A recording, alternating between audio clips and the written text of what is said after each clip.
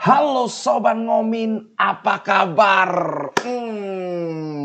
Setelah melewati pertandingan yang sangat mendebarkan tadi pagi, akhirnya kita membawa pulang 3 punti atau 3 poin.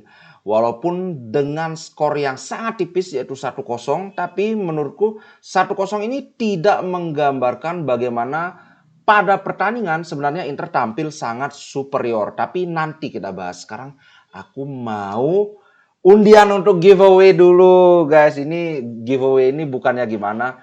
Ini sekedar aku ingin menunjukkan terima kasih buat support-support kawan-kawan yang memberi saweran.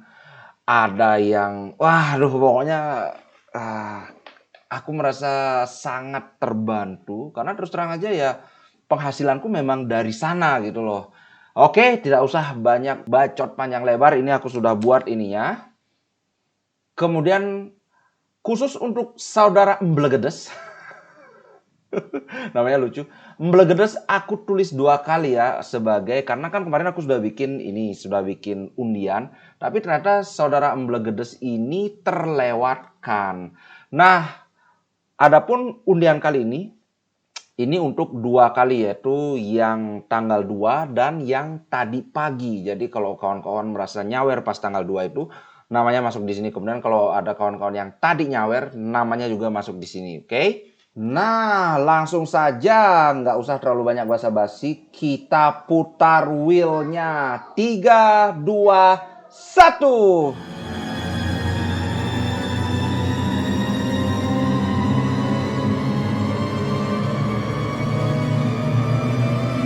Ya, ternyata Mblegedes dapet. Gila. Oke, selamat buat saudara Mblegedes. Selamat bro, ini kebetulan banget. Selamat buat saudara Mblegedes, tidak rugi dirimu komplit.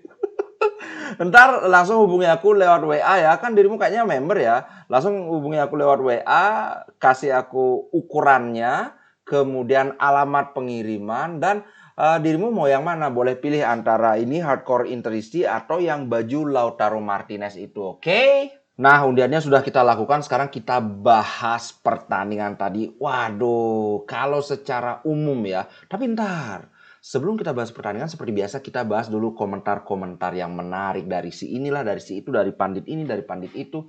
Yang pertama, Benjamin Pavard. Gila, Pavard. My first appearance and win at San Siro. Ih, gila, aku tadi bikin shot gimana Pavard itu langsung sama Marcus Thuram itu kan kayak duo Prancis langsung membakar semangat ini apa namanya pendukung Inter Milan. Kalau kalian belum lihat shotku, lihat aja.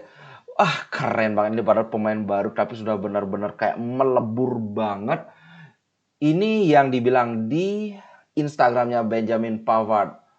First in San Siro and first win in Champions League. Pertama kali bermain di San Siro. Ini kalau kawan-kawan mungkin ada yang belum tahu, dia memang sudah 2 kali main, tapi dua-duanya itu pertandingan tandang lawan Empoli dan lawan Real Sociedad. Nah, ini pertama kalinya dia main di kandang dan pertama kalinya menang di Liga Champions karena kemarin itu kan kita seri lawan Sociedad.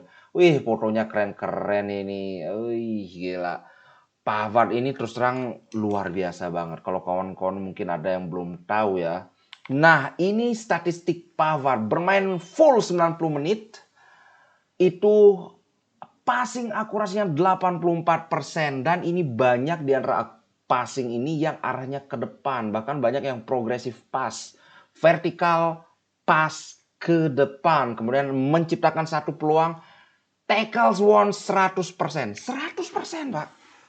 Berapa kali dia nekel, aku lupa, nanti kita akan lihat di SofaScore ya. Pokoknya semua yang dia lakukan tackle-nya itu berhasil. Kemudian 2 intercept, kemudian 6 recoveries, ground duel semua dia menangkan. Kalau nggak salah dia ada 1 ground duel yang benar-benar 1 lawan 1 dia menang. Aerial duel juga 100%. Huge performance. Performance yang luar biasa dari Benjamin Pavard. Makanya aku bilang kita ditinggalkan oleh Skriniar itu kita tidak merasa kehilangan. Bahkan Ini adalah sebuah upgrade. Dan ini lagi-lagi yang mungkin adalah sebuah blessing in disguise ya. Anugerah yang tersembunyi. Kita gagal mendapatkan Samarsik, tapi gara-gara gagal itu duitnya bisa kita pakai untuk membeli Pavard. Sama juga dengan Lukaku. Kita nggak jadi beli Lukaku, ya udah kita punya duit untuk beli Pavard. Karena kalau kita beli Lukaku, kemungkinan ya Pavard kita nunggu pada saat dia udah gratis musim depan.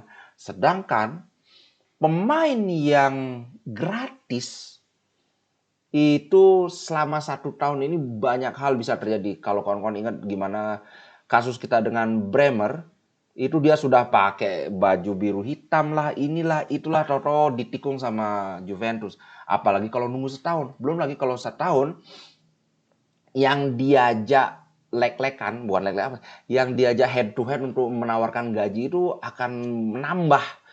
Kalau besar-besaran gaji bisa jadi Inter kalah. Apalagi kalau yang ngincar itu klub dari Liga Inggris. Waduh. Menurutku ya tepat ini. Si Marotta benar-benar nge-push untuk mendatangkan Pavard. Walaupun harganya agak mahal. Agak mahalnya itu pun karena kontraknya 1 tahun. Tapi kalau kita lihat dari value-nya seorang pemain ini 30 juta menurutku itu murah. Coba mana ada striker. Mana ada back lebih bagus dari Pavard yang harganya 30 juta? Nggak ada. Kim Min-jae, kawan-kawan sekedar tahu aja. Kim Min-jae itu dibeli 50 juta oleh Bayern Munchen. Sekarang Kim Min-jae mendapat kritik keras dari Lothar Matthäus. Matthäus ini mantan legenda Inter juga. Apa yang dia tampilkan di Bayern Munchen itu masih agak jauh bedanya dibandingkan apa yang dia tampilkan di Napoli. Sedangkan Pavard, aku nggak ngerti kenapa dia tidak bisa tembus tim inti di Bayern Munchen. Penampilannya kayak gini. Sedangkan notabene, Inter Milan adalah tim dengan pertahanan terkuat di Eropa saat ini. Di Liga kita baru kebobolan 3 gol. Nggak ada tim lain yang kebobolan 3 gol selain Inter Milan. Artinya gini, tim yang pertahanannya paling kuat, si Pavard ini tembus jadi tim inti. Kok bisa di tim-tim lain yang kebobolan lebih banyak, yang pertahanan tidak sekuat Inter, kok bisa dia gagal jadi tim inti? Sampai saat ini Pavard ini benar-benar belum kelihatan ada kelemahannya. Belum dari 3 penampilan, tiga-tiganya istimewa. Bukan sekedar main bagus ya. Kalau Fratesi kan ada ya mainnya oke. Tapi Pavard ini tiga-tiganya dia main istimewa. Tiga-tiganya main full 90 menit. Luar biasa. Ini investasi yang sangat bagus. Kemudian Di Marco bereaksi atas kemenangannya lawan Benfica. Dia bilang gini, aku setuju. Kami agak lambat di babak pertama, tapi di babak kedua kami mengatasinya. Dan dia juga bilang bahwa ketika turun minum, mereka berbicara di ruang ganti. Inzaghi memberikan instruksi harus gini, intensitasnya ditambahkan lah, bla bla bla bla bla bla bla, gitulah pokoknya. Dan boom, peluit babak kedua dimulai, Inter ngegas langsung, Pak. Dan nanti kita akan bahas peluang-peluang Inter yang bener-bener Alright, next Inzaghi juga dia bilang incredible intensity, intensitas yang sangat luar biasa di babak kedua. Ini benar-benar babak kedua kita benar-benar kayak ibaratnya kalau babak pertama itu kita mentok di gigi 2 aja, babak kedua kita langsung masuk gigi 5. Tancap gas, Pak. Gila. Hampir semua pemain di babak kedua itu tampil luar biasa. Terutama Bastoni. Bastoni kalau kawan-kawan ingat pas tadi live reaction aku bilang, aduh Bastoni kok kayak gini. Aduh goyang banget ketika diserang terutama. Tapi babak kedua, Bastoni menanjak luar biasa. Padahal kan babak kedua itu harusnya sudah kelelahan ya. Gila luar biasa. Dia bilang gini, pada babak pertama relatif seimbang. Kami membukukan 2 atau 3 situasi di mana kami bisa mengambil lead atau memimpin pertandingan. Di babak kedua, di babak kedua pemain-pemain Inter menunjukkan intensitas yang luar biasa. Dan seolah-olah kami bisa mencetak gol setiap kami menyerang ke depan. Ini bener banget, bener banget. Dan ini dilakukan saat kami menghadapi tim yang hebat seperti Benfica. Karena Benfica ini musim lalu dia juara. Kemudian musim ini dia berada di peringkat 2. Masih bersaing Dan sama dengan Inter, dari 7 kali pertandingan, 6 kali menang, 1 kali kalah. Luar biasa. Dia juga mengomentari tentang impresifnya, aduh kan, lidahku keseleo. Impresifnya penampilan Pavard dan Bastoni. Dia bilang mereka memainkan peran mereka secara sangat bagus. Mereka memainkan pertandingan yang sangat bagus. Tapi semua orang saling membantu satu sama lain dan aku sangat puas dengan tim ini. Gitu dia bilang, biasalah. Si Inzaghi kan memang ya semua dipuji kan. Kemudian berikutnya komentar dari Marcus Thuram. Happy tentu saja. Lautaro Martinez pemain yang top, dia bilang gitu loh.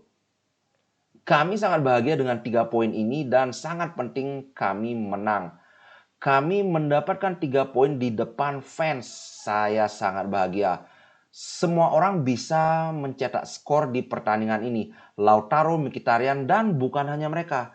Tapi ini maksudnya tentang dia yang nyetak gol itu ya. Tapi aku happy karena aku bisa mencetak gol. Wah, dia juga memuji-muji Lautaro. Dia adalah salah satu striker terbaik di dunia. Ini Thuram yang ngomong ya. Aku belajar bermain bersamanya dan dia juga belajar bermain bersamaku. Gila. Nah, ini lagi-lagi muncul ini. Selalu lebih mudah bermain dengan pemain seperti dia. Kamu bisa berkembang. Tolong kalau ada tim tetangga yang lihat ini jangan tersinggung. Ini nggak ada nyenggol siapa-siapa ya, tolong. Itu dari Marcus Thuram. Kemudian soal Lautaro ini karena sudah dari kemarin beritanya, kawan-kawan pasti sudah tahu. Tanda-tanda yang sangat baik tentang perpanjangan kontrak Lautaro. Dia bilang semoga segera akan terjadi. Tidak ada alasanku untuk pergi. Sebelumnya juga ada berita dari Marotta yang menyatakan bahwa prioritas adalah memberi kontrak baru untuk Di Marco dan Lautaro Martinez. Kalau Hakan kan udah dikasih kontrak baru nih. Dari Lautaro dia bilang dia sangat happy di Inter. Ini dia. Agen saya sedang bekerja sama dengan klub untuk membahas ini. Saya sangat bahagia di sini. Saya memberikan segalanya untuk Inter. Saya bahagia begitu juga dengan keluarga saya. Tidak ada alasan untukku berganti. Untuk berganti maksudnya berganti klub. Nah, dia juga menyoroti tentang Real Sociedad, tapi ini kan sudah lewat. Alright. Nah, sekarang kita bahas pertandingannya. Tadi sebenarnya sudah nyenggol dikit-dikit ya, tapi sekarang kita bahas dengan lebih mendalam lagi.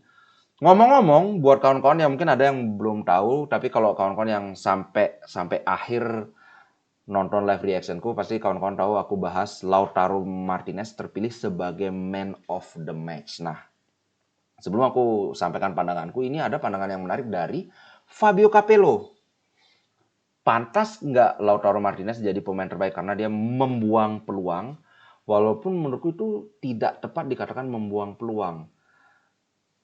2 kali kena woodwork. Woodwork itu mistar dan tiang. Kalau ini tiang, kemudian ini mistar. Yang horizontal itu mistar yang di atas itu.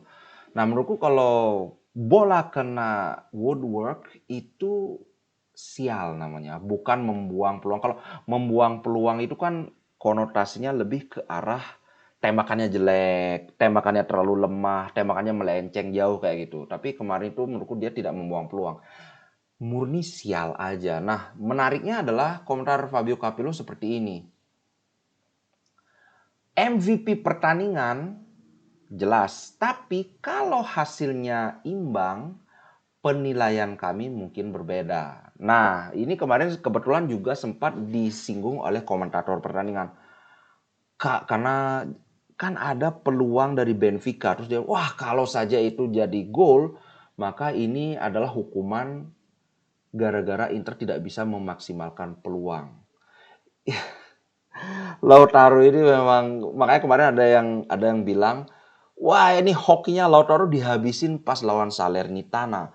Karena seingatku lawan Salernitana itu dia cuma melakukan 5 kali tembakan, 4 berbuah gol. Sedangkan kemarin, tahukah kawan-kawan, kemarin itu Lautaro 10 tembakan total. 3 on target, Ini tiga-tiganya diselamatkan. Ada yang diselamatkan oleh Otamendi, ada yang dua diselamatkan oleh Trubin. Kemudian dua kena woodwork, satu kena tiang, satu kena mistar. Gila, kalau kawan-kawan ini ada mapnya, dari sini dia nembak, ini yang kena kakinya ini kalau nggak salah kakinya si Trubin. Kemudian ini yang kena kakinya Trubin juga dengan gila cepet banget kakinya Trubin. Kemudian ini yang dihalau oleh Otamendi. Gila, bro. Aduh. Kalau aku ya, nah tadi kan itu pendapatnya Capello ya pantas-pantas saja, tapi kalau seandainya kemarin itu imbang, kalau imbang menurutku, maka yang terpilih jadi man of the match itu pasti Trubin. Setuju nggak? Gila, Trubin bro. Trubin itu dia melakukan 7 penyelamatan ini. Waduh, nggak kelihatan anda. 7 penyelamatan. Luar biasa bro. 43 sentuhan. Kalau sentuhan kan nggak terlalu ini. Kemudian dia memberikan 4 long ball. Penyelamatannya 7 loh. Luar biasa. Dan dari 7 itu 4 penyelamatan dilakukan dari dalam kotak penalti. Dan ini ada yang tembakannya Barella yang deket banget. Kalau kawan-kawan ingat yang 3 kali. Pertama Lautaro nembak. Kena mistar. Mental langsung salto si siapa namanya? Marcus Thuram. Kena kepalanya Benfica. Kayaknya kepalanya Otamendi itu kena. Mental lagi. Langsung dihajar sama Barella. Diselamatkan lagi oleh Trubin. Gila, ini Trubin terlalu GG. Ini emang boleh se-GG itu? Gila, Lendro. Oke, sekarang kita bahas ini ya. Kita bahas performa seluruh pemain Inter. Mungkin sedikit-sedikit pemain ini juga pemain Benfica. Yang pertama Sommer. Oh, jelas. Sommer bermain sangat bagus. Dia melakukan 3 penyelamatan. Bahkan kalau kita hitung dengan yang offside itu, penyelamatan ketika bola itu sebenarnya offside itu luar biasa banget. Itu tembakan dari dalam kotak penalti, reaksi dia sangat-sangat luar biasa. Ini bikin kita tidak nyesel kehilangan Onana. Karena aduh, Onana jelek banget Pak di MU. Awalnya memang bukan kesalahan Onana karena lebih ke pertahanan MU yang ngehe banget. Tapi kemarin aku lihat highlightnya, aduh, penempatan posisi dia nggak bagus sehingga bisa digantung. Kemudian terutama blundernya tuh yang parah banget sih. Kalau blundernya itu ya memang salahnya Onana itu. Hai. Sedangkan Sommer dari 9 pertandingannya Liga Italia dan Liga Champions baru kebobolan 3 kali. Sedangkan Onana kalau nggak salah itu sudah 17 kebobolan. Aduh, parah banget Onana. Dari raut mukanya kalau kawan-kawan lihat Onana tuh udah murung, udah nggak bisa marah-marah lagi. Gila. Oke, itu tadi yang Sommer luar biasa. Kemudian trio center back kita yang paling kecil nilainya Acerbi. Ini aku tidak setuju nilainya 6,9. At least 7,0 harus kepala 7. Tapi di antara ketiga ini, kalau di sini dikasih nilai paling gede itu Bastoni 7,5. Menurutku harusnya Pavard yang paling gede nilainya. Karena Pavard babak pertama dan babak kedua dia bagus. Sedangkan Bastoni babak pertama dia agak keteteran. Tapi memang babak kedua dia menanjak banget. Terutama crossingnya Bastoni. Gila, akurasinya seperti biasa kita lihat. Ini memang standarnya Bastoni seperti ini crossingnya. Bahaya banget. Tapi tetap kelihatan ini kelemahan Bastoni itu ada di fase bertahan. Ketika bertahan Bastoni ini kayak so-so gitu loh, nggak istimewa. Sedangkan Pavard dalam bertahan, mungkin Pavard ini sekarang dari 2 pertandingan di Serie A, bukan, baru 1 pertandingan dia di Serie A. Kayaknya dia sudah masuk sebagai salah satu center back terbaik di Serie A. Kemudian Acerbi juga ya sudah tahu lah. Acerbi bermain sangat bagus kemarin. Hampir tidak ada kesalahan. Pavard yang paling luar biasa, 100%. Coba kita lihat berapa kali duel. Kayaknya Pavard cuma sekali duel yang terhitung duel ya. 1 tackle, 2 interception, 2 clearance. Kemudian ground duel 1, aerial duel 1. Luar biasa sih. 73 sentuhan. 73 sentuhan untuk center back ini bagus banget sih. Tapi ya kayaknya masih banyak sentuhannya Bastoni karena Bastoni banyak banget maju. Bastoni ya betul 80 sentuhan. Kemarin ada momen di mana Pavard maju, tapi majunya dia ke sayap kiri. Menurutku ini sudah mulai ada ini. Karena center back sebelum maju itu dia banyak yang harus dia pertimbangkan. Siapa yang ada, siapa yang akan menggantikan dia. Nah kemarin itu dia beberapa kali sudah komunikasinya kelihatan, dia maju. Nah itu bagus.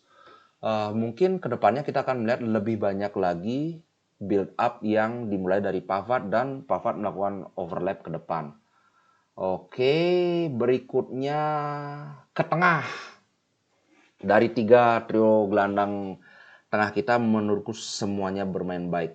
Calhanoglu, Mkhitaryan, dan Barella. Tapi menurutku di antara ketiga ini Barella yang paling bagus nilainya. Kalau kawan-kawan lihat di sini, di mana namanya nih?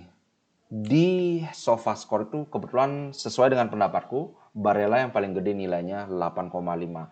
Kemudian setelah Barella itu Hakan. Oh, Hakan sangat krusial. Jangan lupa Hakan itu agak kelelahan ya, tapi bagusnya kan kemarin Hakan itu menit 57 sudah diganti ketika lawan Salernitana. Tapi kemarin dia kelihatan kelelahan sebelum akhirnya digantikan oleh Aslani. Tapi ketika dia bermain, berapa kali tackle dia mengawali serangan balik Inter. Hakan luar biasa. Terus terang saja kalau dari sekian pertandingan awal di musim ini, aku merasa kita tidak terlalu kehilangan Brozovic kecuali pada saat lawan Real Sociedad. Itu aja dia yang agak kurang bagus mainnya, tapi selebihnya menurutku bagus banget. Dan dibandingkan Brozovic, dia bisa melakukan transisi yang lebih cepat. Cuman ya ini ada kelemahan dan ada kekurangannya. Kemudian ketika akan digantikan oleh Aslani, menurutku ya terlepas dari kartu kuningnya Aslani yang sebenarnya tidak perlu banget, ngapain dia nyiku kayak gitu kan. Ini kemarin kita ada 4 pemain loh yang kena kartu kuning: Barella, Dumfries, Lautaro Martinez, dan yaitu Aslani. Nah untuk Dumfries aku mau bahas, tapi nanti. Si Mkhitaryan, dia itu bagus juga, tapi memang kalau dibandingkan dengan Hakan dan Barella ya memang kalah bagus. Cuman ini jauh banget dari kata jelek, jauh banget. Kalau aku yang kasih nilai, aku kasih 8 sih Mkhitaryan, kemudian Hakan aku kasih 8,2 atau 8,3, Barella 8,5. Dan tahukah kawan-kawan, kemarin aku lihat secara statistik, pemain yang menempuh jarak paling jauh di Inter itu adalah Mkhitaryan. Kalau nggak salah 12,31, ya betul 12,31 kilo. Gila, umur 35 tahun, Pak. 12, gila banget ini kita. Aku makin nyesel kenapa dulu dari MU nggak langsung ke Inter aja. Sempat di Roma dia berapa musim kan. Dan kawan-kawan pasti ingat ketika Mkhitaryan ke Inter dari Roma, banyak yang ini mempertanyakan, aduh ngapain lagi-lagi nyari pemain tua. Hey, terbukti Mkhitaryan ini adalah elemen yang sangat penting di lapangan tengah Inter. Dan ini terus terang sama kayak Acerbi. Ini nggak kelihatan kayak pemain sudah tua. Luar biasa. Oke, sekarang kita bahas wingback-nya ya. Pertama Di Marco. Terus terang Di Marco aku nggak ngelihat ini adalah penampilan terbaik Di Marco. Walaupun ya sekali lagi jauh dari kata jelek. Dan di sini Di Marco dikasih nilai 7,0. Menurutku layak 7,0. Enggak jelek, tapi karena kita sudah melihat gimana standar permainannya Di Marco, ya biasa-biasa aja, enggak jelek gitu aja jadinya. Nah, yang pingin aku ini kan adalah Dumfries. Aku enggak ngerti ini kenapa 6,4 nilainya Dumfries. Padahal dia 1 assist loh. 1 assist, kemudian dia ada 2 peluang. Tapi sayang melenceng, yang satu ditembak, ditendang bolanya, yang kedua yang dia sundul itu. Pergerakan dia bagus banget, off the ball movement dia bagus, kemudian kerja sama dia dengan Barella juga oke banget. Aku nggak ngerti kenapa dikasih 6,4 di sini. Jadi ini menurutku nggak cocok 6,4. Harusnya ini minimal 7,5 lah. Dia assist soalnya. Dan assist ini dia juga bukan assist yang keberuntungan. Dia ketika kalau kawan ingat sudah tidak terkawal di sayap kanan, kemudian dia ada 2 pilihan, ada Lautaro, ada Thuram. Bola dikasih ke Thuram. Dan ini pilihan yang sangat tepat karena Lautaro itu agak terlalu dekat dengan Trubin. Kalau dia memaksakan kasih bola ke Lautaro itu bisa dihalau oleh Trubin. So ini bukan assist yang untung-untungan, ini tactical play yang sangat bagus gitu. Aku nggak ngerti kenapa 6,4. Dia itu satu assist, 31 sentuhan, akurasi passingnya memang agak low, 75%. Dia ada satu kipas. Berarti kalau saja kipasnya ini berujung gol, kan dia 2 assist. Kalau kawan-kawan mungkin aku ingatkan, kipas itu adalah umpan terakhir, tapi tidak berbuah gol. Mungkin tembakannya meleset atau diblok oleh kiper, itu namanya kipas. Kenapa 6,4? Dan yang lebih parah, ini Lautaro Martinez dikasih 5,9. Come on. Ini, tapi ya mungkin gini, kalau SofaScore itu dia ngasih nilai murni berdasarkan statistik. Dia tidak melihat apa yang benar-benar terjadi di lapangan. Nah, mungkin pertimbangannya kenapa Lautaro dapat nilai kecil, ya karena dia membuang, dalam tanda kutip, membuang peluang. Padahal menurutku ini ya bukan membuang peluang, ini lebih ke sial aja. Trubinnya yang terlalu luar biasa. Gitu bro, gila peluang-peluangnya Lautaro ini benar-benar bikin, aduh, dag dikduk. Gila Trubin, makanya aku setuju banget dengan Fabio Capello. Kalau tadi itu misalnya hasilnya imbang, pasti yang dapat man of the match itu Trubin. Karena benar-benar dia yang menghindarkan Benfica dari kekalahan. Itu sih menurutku. Kemudian Marcus Thuram, oh menurutku ini penampilan yang bagus ya. Tidak terlalu istimewa tapi bagus. Kalau harus memilih antara Thuram dan Lautaro, menurutku lebih bagus Lautaro. Cuman ya kenyataannya adalah Marcus Thuram yang mencetak gol. Ini gol yang sangat-sangat penting. Kalau nggak ada gol ini ya kita seri, Pak. Waduh, luar biasa sih menurutku. Marcus Thuram, ngomong-ngomong Marcus Thuram, aku tadi lihat statistiknya. Di musim ini dia sudah mencetak 3 gol, 4 assist dari 9 pertandingan. Dan ini musim pertama. Dan ini gratis. Makanya kemarin ada yang bilang, waduh Marcus Thuram 6 juta, gajinya kemahalan. Hasilnya sangat jelas. Dan satu lagi yang ingin aku highlight atau garis bawahi adalah dia menciptakan 3 gol 4 assist itu sangat jarang main full 90 menit. Kan kemarin lawan Salernitana aja dia 90 menit mainnya. Kemarin itu kan antara jadi pemain pengganti atau di menit 70 dia udah diganti. Dia bisa nyetak kontribusi gol segitu banyaknya. Wih, sayang Fratesi cedera. Kalau enggak, wah kemarin bisa lebih banyak lagi. Ini bisa Fratesi ngegol kemarin. Nah, sebelum aku tutup, aku mau perlihatkan ini insiden yang aku kesel banget. Lautaro kan jatuh di sini, tapi kemudian boom! Yang dapat kartu kuning Lautaro Martinez. Apakah ini sengaja atau tidak menurutku sangat debatable. Tapi ketika Lautaro jadi korban begini, masa sih cuma dia yang dapat kartu kuning? Oke, ini mungkin masih bisa diperdebatkan. Kalau aku sih setuju, tackle Lautaro itu memang agak keras, dia layak mendapat kartu kuning. Tapi dia kena sepatu ini, oke, bisa diperdebatkan. Tapi yang berikutnya, ini lihat. Dumfries didorong oleh Otamendi. Boom! Dumfries membalas. Yang kena kartu kuning itu cuma Dumfries. Aku setuju Dumfries layak kena kartu kuning. Tapi yang ngedorong duluan itu nggak dapat kartu kuning. Ini benar-benar bikin kesel, tapi at least kita menang jadinya ya udahlah. Coba kalau kemarin itu kita nggak menang, wah ngamuk-ngamuk, Pak. Oke, itu aja sih sekedar sekedar menyalurkan atau mengeluarkan unek-unek dari pertandingan tadi pagi. Tapi ya kalau dibilang apakah wasit memihak, sebenarnya sih nggak memihak. Ini murni kesalahan, apa mungkin harusnya VAR bisa memberikan ini intervensi. Itu mereka saling dorong, dua-duanya kasih kartu kuning. Ya itu sih yang menurutku agak-agak mengganjal aja. Anyway, kita harus syukuri 1-0 Tripunti ini kita dapatkan dengan susah payah, walaupun jujur aja kita layak mencetak gol lebih banyak lagi dari sekedar 1 gol. Oke guys, itu dulu untuk konten kali ini. Jangan lupa yang menang giveaway hubungi aku. Aku minta ukuran yang diminta dan alamat pengiriman. Oke, ciao guys. Terima kasih. Inter Milan di dadaku. Biru hitam warna darahku, label winnernya Itali, tidak pernah degradasi. Inter Milan kebanggaanku.